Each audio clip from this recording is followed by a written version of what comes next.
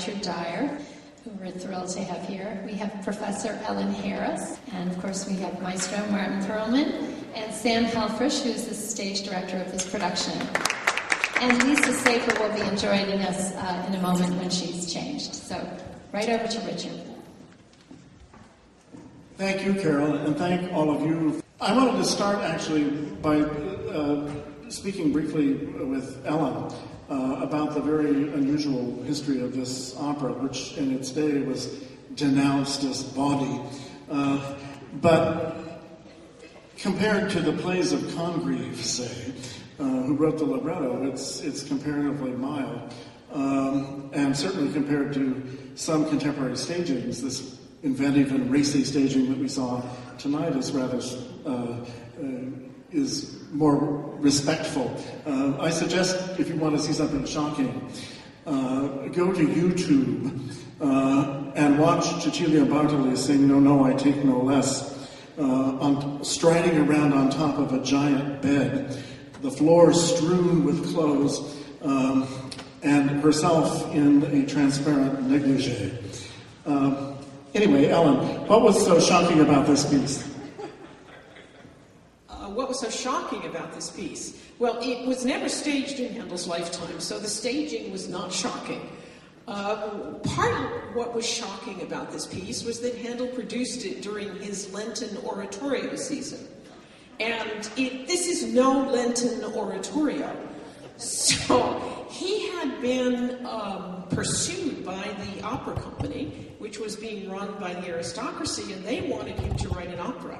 They offered him more money than he had ever received for an opera. They offered to pay him £1,000 for a new opera.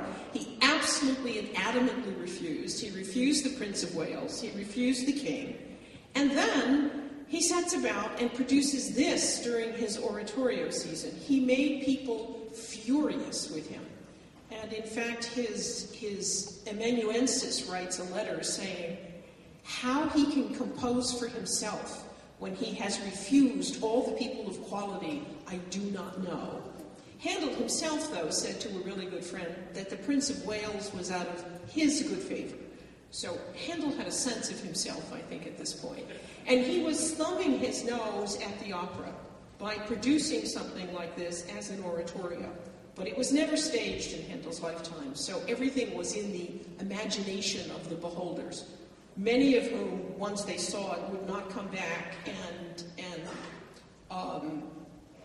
made many critical comments about it because it was no oratorio. Actually, Handel's librettist for Messiah is the man who said, no oratorio, but a bawdy opera. So that's basically the history. One quick related question, which is, I mean, it's obviously such a fabulous opera. I mean, there were only 6 performances, I think, in Handel's lifetime, and then it had to wait 200 years. I can think of only a few other pieces that have had to wait that long to find an audience, most of them other works by Handel, and the operas of Monteverdi, I guess. Certainly this is no less racy than some of Handel's other operas. But what accounts for the delay? Especially because he wasn't an unknown composer. I mean, he was one of the most, in the pantheon of the most famous composers, and yet we didn't know but a fraction of his music until 50 years ago. Well, Handel's music in the 19th century survived mostly in his oratorios. The biblical oratorios were being performed as religious works. The operas were not performed at all in the 19th century, and they needed to wait until the beginning of the 20th century for revival. So it is not surprising that Semele fell into that category rather than into the oratorio category, since it bears no relationship to a sacred oratorio. It has additional difficulties in staging, which I think we might want to talk about, because like an oratorio, it has these very big choruses, where Handel's operas do not. And these choruses, frequently, you can't really identify who's singing them. They're more like Greek choruses than they are character choruses in an opera. So it becomes a somewhat more difficult problem to stage it if you're going to make sense out of all these big choruses that interrupt it than an opera which has none of that problem. So it took even longer to revive than the operas did. Okay, the person, one of the prime movers in this revival, of course, was Marty Pearlman, who has done a number of big candle pieces before at Boston Baroque. What made you settle on this one and now, although Lent is approaching? I've done this piece before, but never in Boston, so I looked for a chance to do it, and at one point we had considered doing it just on the Boston Baroque season, but for reasons of conflicts with other groups and various programming considerations, we didn't do it, and when we had an opportunity to do an opera here, and I was asked what would be good, I suggested it. So it's just simply a matter of having wanted to do it for a long time in the city. Sam, you staged or semi-staged a Handel opera for Marty before, two, I guess.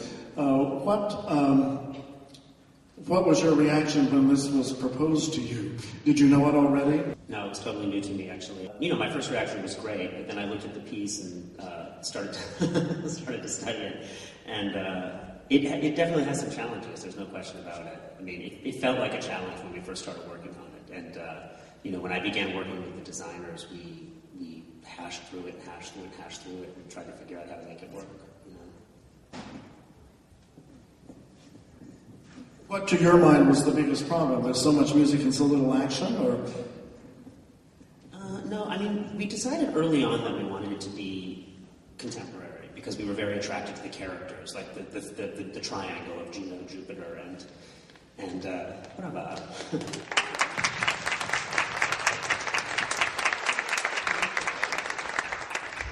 We were just very attracted to this idea of these three people who are ruled by their emotions.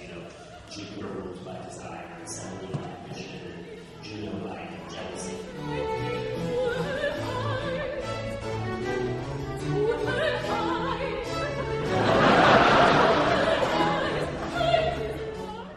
We did have the challenge of who the chorus was going to be in the show.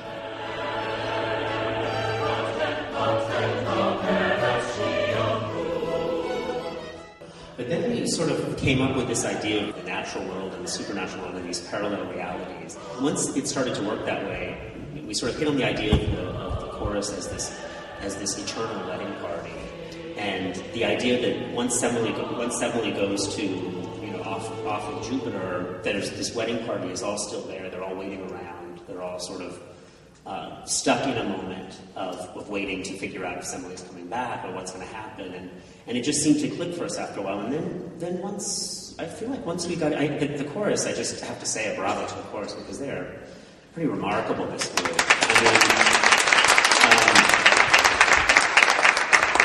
incredible singers, but also we got into the rehearsal room and I just started. Going for it, and they were with me the whole time, and they just really they bought into the idea of this eternal wedding party, I would say. Just one second.